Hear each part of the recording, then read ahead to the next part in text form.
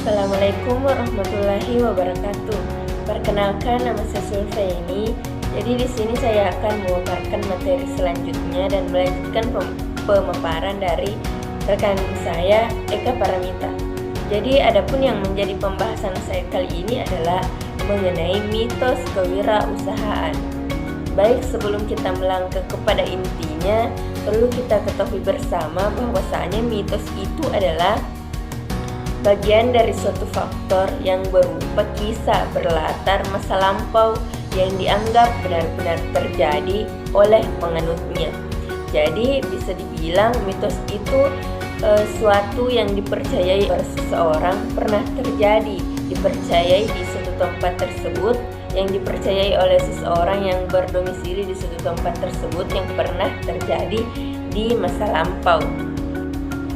Jadi berbicara mengenai mitos kewirausahaan, ada beberapa mitos tentang kewirausahaan. Ada 5.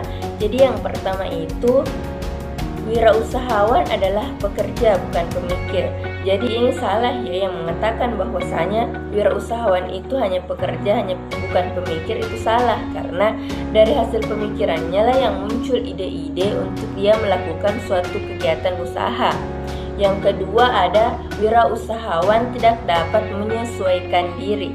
Ketika kita berpikir bahwa wirausahawan itu tidak bisa menyesuaikan diri, itu juga salah, karena wirausahawan itu orang cerdas. Jadi dia dapat menyesuaikan diri dimanapun ia berada, bertemu dengan siapa dan dengan siapa ia berbicara, ia mampu menyesuaikan dirinya. Selanjutnya yang ketiga adalah wirausahawan harus dilahirkan bukan dibentuk. Jadi menjadi seorang wirausahawan itu sebenarnya tidak semata-mata langsung ingin menjadi wirausahawan. Tapi terkadang wirausahawan itu dibentuk karena ia pernah mengikuti suatu kegiatan atau ia mengikuti seseorang. Tidak semata-mata yang menjadi wirausahawan itu tanpa ada yang mengajarinya, tanpa ada sesuatu proses yang telah ia lakukan.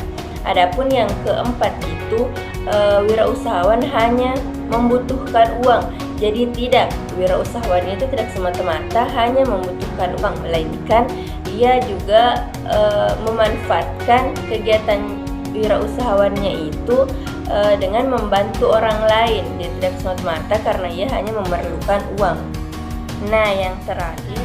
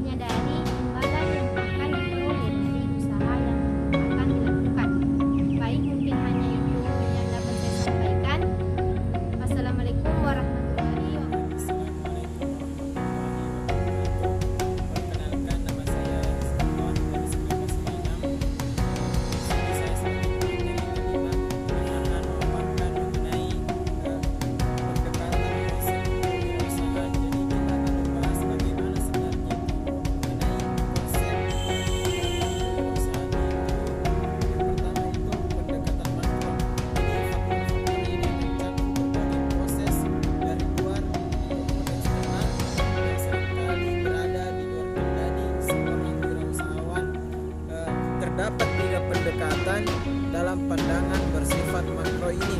Yang pertama itu pendekatan lingkungan, yang kedua pendekatan keuangan, dan yang ketiga itu adalah pendekatan tentang perpindahan.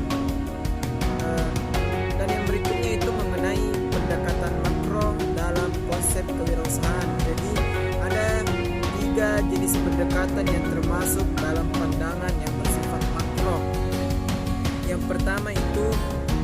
pendekatan ciri, yang kedua itu mengenai pendekatan peluang usaha, dan yang ketiga mengenai pendekatan strategis.